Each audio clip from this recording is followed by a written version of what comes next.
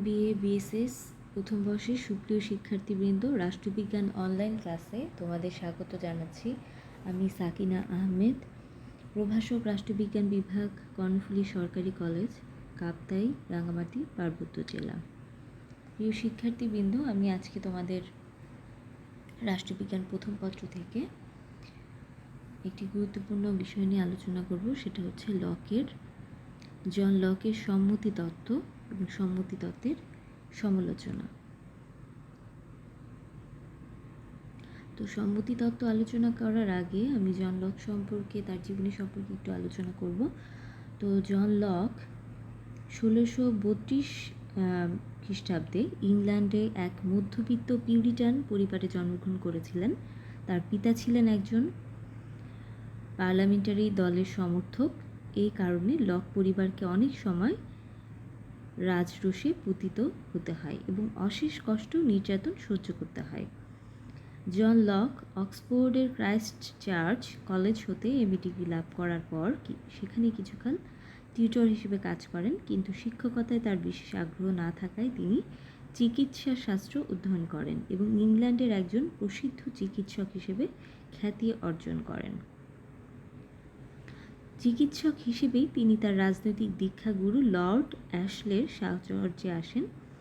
Lord ash পরে Earl of সেফটসবেরি হিসেবে যখন ইংল্যান্ডের লর্ড চ্যান্সেলর নিযুক্ত হন, তখন জন লক গুরুত্বপূর্ণ সরকারি পদ লাভ করেন। রাজা দ্বিতীয় চার্লসের বিরুদ্ধে ষড়যন্ত্রের অভিযোগে আর্ল অফ সেফটসবেরির যখন পতন হয়, তখন জন লক হল্যান্ডে পলায়ন করেন 1683 সালে এবং স্টুয়ার্ট রাজবংশের পতন না হওয়া পর্যন্ত তিনি সেখানেই অবস্থান করেন। রাজা দ্বিতীয় জেমসের পতনের পর তিনি স্বদেশে ফিরে আসেন এবং পুনরায় গুরুত্বপূর্ণ সরকারি পদে অধিষ্ঠিত হন। তো তার কিছু উল্লেখযোগ্য গ্রন্থ রয়েছে, তার মধ্যে রয়েছে 2 ট্রিটিজেস অন সিভিল গভর্নমেন্ট, 1690 সালের গ্রন্থটি। তো এটা সর্বাধিক উল্লেখযোগ্য। এছাড়াও এই গ্রন্থের দ্বিতীয় খণ্ডে সেকেন্ড ট্রিটিস, তার প্রকৃত রাষ্ট্র দর্শন প্রকাশ পেয়েছে। এছাড়াও তিনি লেটার্স কনসার্নিং টলারেশন, এসে কনসার্নিং হিউম্যান আন্ডারস্ট্যান্ডিং নামে আরও দুখানি মূল্যবান গ্রন্থ রচনা করেছিলেন। লকের প্রধান গ্রন্থ হচ্ছে 2 ট্রিটিজেস, সমকালীন রাজনৈতিক অবস্থার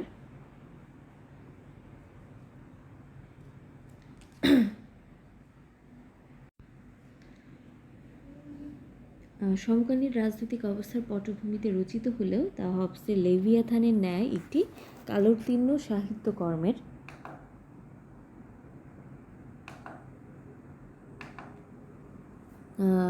মর্যাদা লাভ করে। লক নিজেই তার গ্রন্থের ভূমিকায় বলেন, প্রবন্ধদ্বয় লেখার পেছনে আমার উদ্দেশ্য হলো আমি বর্তমান রাজা উইলিয়াম, আমাদের মহান ত্রাণকর্তার সিংহাসনকে মজবুত ভিত্তির ওপর প্রতিষ্ঠিত করার ব্যাপারে তাহাকে সাহায্য করতে চাই।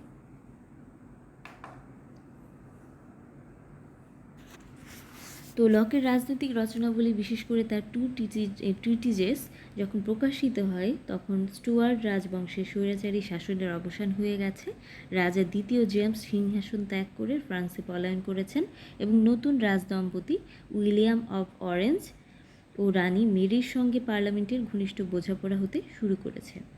কিন্তু লকের গ্রন্থের মধ্যে কেবল রাজনীতির এই আশু পটভূমি প্রতিফলিত হয়নি, তার গ্রন্থের মধ্যে সমগ্র সপ্তদশ শতাব্দীর সামাজিক, রাজনৈতিক ও ধর্মীয় চিত্র প্রতিফলিত হয়েছে।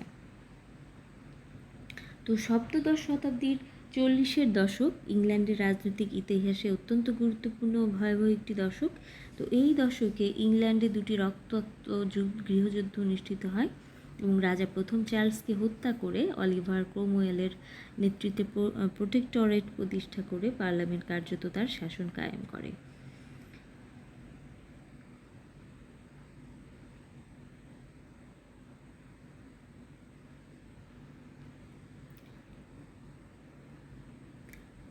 তো ইংল্যান্ডের রক্তপাতহীন গৌরবময় বিপ্লব এবং এই বিপ্লবের পটভূমিতেই লক তার অমর গ্রন্থ 2 ট্রিটিজেস অন সিভিল গভর্নমেন্ট রচনা করেন। লকের এই গ্রন্থ আধুনিক উদারতাবাদের বাইবেল অফ মডার্ন লিবারালিজম পরিণত হয় এবং তা সম্ভব হয় শাসন ব্যাপারে লকের বাস্তব অভিজ্ঞতা অভূতপূর্ণ দার্শনিক প্রজ্ঞার ফলে।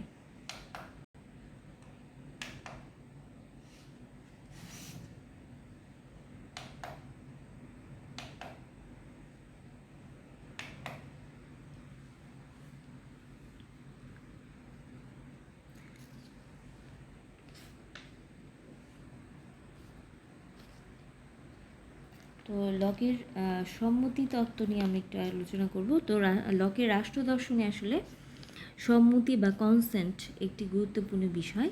তিনি বিশ্বাস করেন যে যে কোনো শাসকের বৈধতার প্রধানতম ভিত্তি হচ্ছে শাসিতের সম্মতি। সম্মতিকে কেন্দ্র করেই তিনি আইনসঙ্গত সরকার এবং স্বৈরাচারী সরকারের মধ্যে পার্থক্য নির্দেশ করেছেন। যে সরকার নাগরিকদের সম্মতির উপর প্রতিষ্ঠিত নয়, লকের মতে সে সরকার নাগরিকদের আনুগত্য দাবি করতে পারে না। তো এরূপ সরকারের প্রতি যেহেতু নাগরিকগণ আনুগত্য প্রদর্শনে আইনত বাধ্য নয়, কাজে এর বিরোধিতা করার তাদের আইনসঙ্গত অধিকার রয়েছে। তো লক সম্মতিকে দুভাগে ভাগ করেছেন, যথা প্রকাশ্য সম্মতি, আরেকটা হচ্ছে অপ্রকাশ্য বা মৌন সম্মতি, এক্সপ্রেস কনসেন্ট, আরেকটা হচ্ছে ট্যাসিট কনসেন্ট। তো এই দুই রকম সম্মতির কথা উনি বলেছেন। তো প্রকৃতির রাজ্যের অনিশ্চয়তা থেকে মুক্তি পাওয়ার জন্য, কিংবা আরও বিশেষভাবে বলা যায় প্রকৃতির রাজ্যে মানুষ সম্পত্তির যে অধিকার ভোগ করে সেই অধিকারকে নিশ্চিত বা নিরাপদ করার জন্য রাষ্ট্র বা সরকারের প্রয়োজন। যে সম্মতির মাধ্যমে মানুষের রাষ্ট্র বা সরকার গঠন করে তাকে বলা হয় প্রকাশ্য সম্মতি।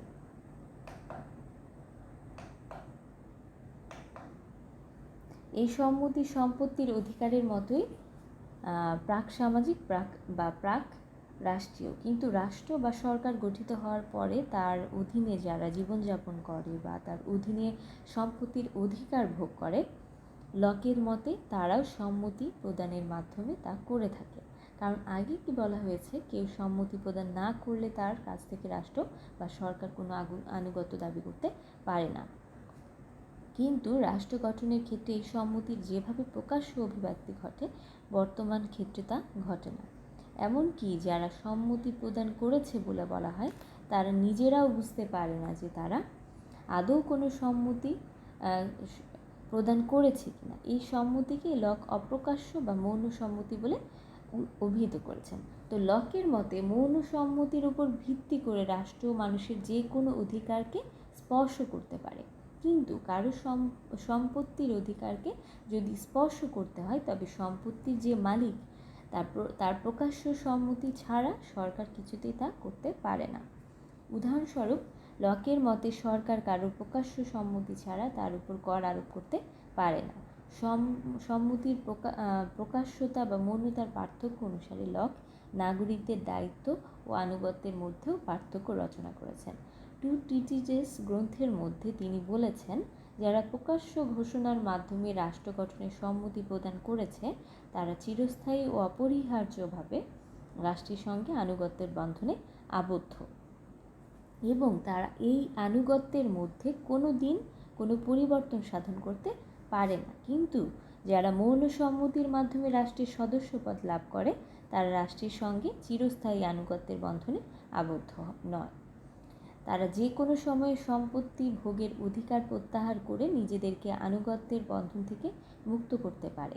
প্রকাশ্য সম্মতি ও মৌন সম্মতির বহিঃপ্রকাশ কিভাবে হয় সেই সম্পর্কে লক বলেন, যে মানুষ কমনওয়েলথ গঠন করার সময় যখন পরস্পরের মধ্যে চুক্তি সম্পাদন করে তখন তারা প্রকাশ্যেই তাদের সম্মতি ঘোষণা করে। প্রকাশ্য সম্মতি ও মৌন সম্মতির বহিঃপ্রকাশ কিভাবে হয় সে সম্পর্কে লক বলেন, যে মানুষ কমনওয়েলথ গঠন করার সময় যখন পরস্পরের মধ্যে চুক্তি সম্পাদন করে তখন তারা প্রকাশ্যেই তাদের সম্মতি ঘোষণা করে। এই সম্মতির ব্যাপারে কোনো অস্পষ্টতা বা দ্বিধা থাকে না, কিন্তু মৌন সম্মতি রাষ্ট্র গঠনের মতো কোনো আনুষ্ঠানিক উপলক্ষকে কেন্দ্র করে প্রকাশ লাভ করে না, কারণ এই ক্ষেত্রে রাষ্ট্র বা সরকার আগে থেকেই বিদ্যমান থাকে। লকের মতে যখনই কোনো লোক সরকারের অধীনে কোনো অধিকার ভোগ করে তখনই ধরে নিতে হয় যে সে মৌনভাবে সেই সরকারের কর্তৃত্ব স্বীকার করে নিয়েছে। এই অধিকার যে সব সময় বড় বড় সম্পত্তি ভোগের অধিকারী হতে হবে তা নয়, তা সেই রাষ্ট্রের রাজপথ দিয়ে স্বাধীনভাবে চলাফেরা করার মতো তুচ্ছ অধিকারও হতে পারে। লক বলেন, একটি সরকারের অধীনে যখন কোনো লোকের কিছু সম্পদ থাকে কিংবা সে সরকারের কর্তৃত্বের কিছুটা অংশ সে ভোগ করে, তখনই ধরে নেওয়া হয় যে সেই সরকারের অধীন অন্যান্য বাসিন্দার ন্যায় সেও তার আইনের প্রতি অনুগত থাকবে বলে মৌন সম্মতি প্রদান করেছে। লকের মতে প্রকাশ্যই হোক আর মৌনই হোক, সম্মতি ছাড়া কেউ রাষ্ট্রের সদস্য হতে পারে না বা সরকারের অধীনে কোনো অধিকার ভোগ করতে পারে না। নীতিগতভাবে রাষ্ট্র সকল সদস্যের সম্মতির ভিত্তিতে প্রতিষ্ঠিত, কিন্তু এ ব্যাপারে গুরুত্বপূর্ণ ব্যতিক্রমও রয়েছে। তার মতে চুক্তি সম্পাদন বা সম্মতি জ্ঞাপনের অপরিহার্য পূর্ব শর্ত হচ্ছে প্রত্যেকের প্রাকৃতিক সমতা, কিন্তু অপ্রাপ্তবয়স্ক শিশুগণ এই সমতার অধিকারী নয়। কাজেই তারাও তাদের পিতামাতার সমকক্ষ ব্যক্তি হিসেবে চুক্তি সম্পাদন করেছে বা সম্মতি জ্ঞাপন করেছে সে কথা বলা যায় না। সম্মতি তত্ত্বের সমালোচনা। আপাত দৃষ্টিতে লকের সম্মতি তত্ত্ব যত সহজ সরল ও নির্ঝঞ্ঝাট বলে মনে হয়, আসলে কিন্তু তা নয়। যদি একটু গভীরভাবে আমরা পর্যবেক্ষণ করি তাহলে দেখতে পাবো যে এই তত্ত্বের মধ্যে অনেক কিছু রয়েছে যেগুলো অসঙ্গত। এই অসঙ্গতিগুলোকে আত্মগোপন করে রাখা হয়েছে। আধুনিক রাষ্ট্রচিন্তার সুদক্ষ সমালোচক ও ভাষ্যকার অধ্যাপক জন প্লামেনাস লকের সম্মতি তত্ত্বের কয়েকটি ত্রুটি খুঁজে পেয়েছেন। সেগুলো হচ্ছে: 1. লক মনে করেন যে শাসিতের সম্মতি ছাড়া সরকারের শাসন করার কোনো বৈধ অধিকার নেই। লক তার মতবাদের সপক্ষে এই বলে যুক্তি দেখিয়েছেন যে প্রকৃতির রাজ্যে প্রত্যেকের প্রাকৃতিক অধিকার ভোগ করার অধিকার রয়েছে এবং তার একমাত্র দায়িত্ব হলো নিজের অধিকার সুনিশ্চিত করার জন্য অন্যের অনুরূপ অধিকারের প্রতি শ্রদ্ধা প্রদর্শন করা। এটা মানুষের সহজাত নৈতিক চরিত্রেরই বহিঃপ্রকাশ এবং এর জন্য কোনো রাষ্ট্রীয় নিয়ন্ত্রণের প্রয়োজন নেই। এই অধিকার যেহেতু মানুষের সহজাত, সুতরাং তার সুস্পষ্ট সম্মতি ছাড়া কেউ তার পক্ষে সে অধিকার প্রয়োগ করতে পারে না। অতএব শাসিতের সম্মতি ছাড়া সরকারের ক্ষমতার কোনো বৈধ ভিত্তি থাকতে পারে না। জন প্লামেনাস লকের এই মতবাদের যৌক্তিকতা অস্বীকার করেন না, তবে তার আপত্তি হলো এই যে লক যেহেতু সম্মতিকে সরকারের বৈধতা বা অবৈধতার মাপকাঠি হিসেবে উপস্থাপন করেছেন, কাজেই এ ব্যাপারে তার আরও বেশি স্পষ্ট ও দ্বিধাহীন হওয়া উচিত ছিল। তিনি বলেন, লকের যে জিনিসটি সবচেয়ে বেশি প্রয়োজন ছিল তা হলো সম্মতি শব্দটিকে এমনভাবে ব্যবহার করা যাতে আমরা সঠিকভাবে বুঝতে পারতাম যে কখন সরকার শাসিতের সম্মতি লাভ করলো আর কখন যে তা লাভ করলো না, কিন্তু এ ব্যাপারে লক ব্যর্থতারই পরিচয় দিয়েছেন। দ্বিতীয়ত, কোনো সরকারের অধীনে সম্পত্তির অধিকার ভোগ করাকেই যদি তার কর্তৃত্বের প্রতি আনুগত্যের মৌন স্বীকৃতি বলে ধরে নেওয়া হয় এবং সেই স্বীকৃতি যদি তার অধিকার ভোগের ভিত্তি হিসেবে গৃহীত হয়, তাহলে তা মানুষের সম্পত্তি ভোগের প্রাকৃতিক অধিকারের প্রতি অস্বীকৃতি জ্ঞাপন করে। জন প্লামেনাস বলেছেন, বাস্তবিকই লকের এই যুক্তি তার নিজেরই একটি মৌলিক বিশ্বাসের প্রতি অস্বীকৃতি জ্ঞাপন করে। মৌলিক বিষয়টি হচ্ছে এই: একজন সম্মতি তার সন্তান সন্ততি বা বংশধরদের জন্য বাধ্যতামূলক হতে পারে না। কোনো সরকার আমার সম্পত্তি রক্ষা করছে বা আমি যদি সেই সরকারের প্রতি আনুগত্য প্রদর্শনে প্রতিশ্রুতিবদ্ধ হই, তাহলে আমার পুত্র যে আমার কাছ থেকে উত্তরাধিকার সূত্রে সম্পত্তি লাভ করেছে সেও আনুগত্য প্রদর্শনের প্রতিশ্রুতিবদ্ধ হবে তা আমি বলতে পারি না, কারণ আমার সম্পত্তি তাকে প্রদান করার আমার যেমন প্রাকৃতিক অধিকার রয়েছে, আমার কাছ থেকে উত্তরাধিকার হিসেবে তা লাভ করার তারও তেমনি প্রাকৃতিক অধিকার রয়েছে। তৃতীয়ত, লক বলেন যে ছোট বা বড় যাই হোক না কেন, কোনো দেশের মধ্যে যদি কারো কিছুমাত্র সম্পদ থাকে কিংবা সেই দেশে সে যদি সামান্যতম কোনো অধিকার ভোগ করে, তাহলেই সেটাকে সেই দেশের সরকারের প্রতি তার আনুগত্য স্বীকারের মৌন সম্মতি বলে ধরে নেওয়া যায়। এই প্রসঙ্গে অধ্যাপক ম্যাকডোনাল্ড বলেন, লক প্রদত্ত মৌন সম্মতির এই ব্যাখ্যা যদি ঠিক হয়, তবে সম্মতি তত্ত্বের নৈতিক ভিত্তির মধ্যেই শূন্যতার সৃষ্টি হয়। কারণ ব্যাপক অর্থে যদি ধরা যায় তবে একটি দেশে এমন কোনো লোক পাওয়া যাবে না যার সে দেশে কোনো সম্পদ নেই। জন প্লামানাস লকের সম্মতি তত্ত্বের যুক্তিসঙ্গত আলোচনা করে অপরিশেষে এই সিদ্ধান্তে উপনীত হয়েছেন যে যতক্ষণ পর্যন্ত জনগণ নিরাপদে এবং আইনসঙ্গতভাবে সরকারের কর্তৃত্বের অবসান ঘটাতে না পারে, অর্থাৎ যতক্ষণ পর্যন্ত তাদের প্রতি সরকারের দায়িত্ব নিশ্চিত করার যথোপযুক্ত ব্যবস্থা অবলম্বিত না হয়, ততক্ষণ পর্যন্ত প্রত্যক্ষ বা পরোক্ষ, প্রকাশ্য বা মৌন যাই বলা যাক না কেন, কোনো সরকার জনগণের সম্মতির ভিত্তিতে শাসন করছে তা বলা যায় না। ইংল্যান্ডের সীমিত রাজতন্ত্রের প্রেক্ষিতে লকের সম্মতি তত্ত্বের বিচার করে রাষ্ট্রতত্ত্বের প্রখ্যাত ভাষ্যকার C.E. ওয়ান বলেন, লক যে ব্যক্তি সম্মতিকে সকল রাজনৈতিক সমাজের মূল ভিত্তি হিসেবে সর্বাধিক গুরুত্ব আরোপ করেছেন এবং তার সেই তত্ত্বের ফলশ্রুতি হিসেবে তিনি আমাদেরকে যা আশা করতে বলেছেন, বাস্তবে তার সে তত্ত্ব কর্তৃত হয়ে অনেক কম গুরুত্বপূর্ণ জিনিসে পরিণত হয়েছে। যে মৌলিক চুক্তির ফলে কমনওয়েলথের সৃষ্টি হয়েছে, সেই তত্ত্ব পরিণামে সেই চুক্তির প্রতি একটি মামুলি সমর্থনের বেশি আর কিছুই নয়।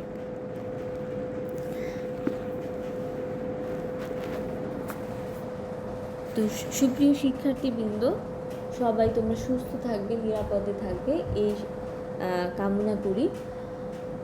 সবাইকে ধন্যবাদ জানিয়ে আমি আমার ক্লাস এখানেই শেষ করছি।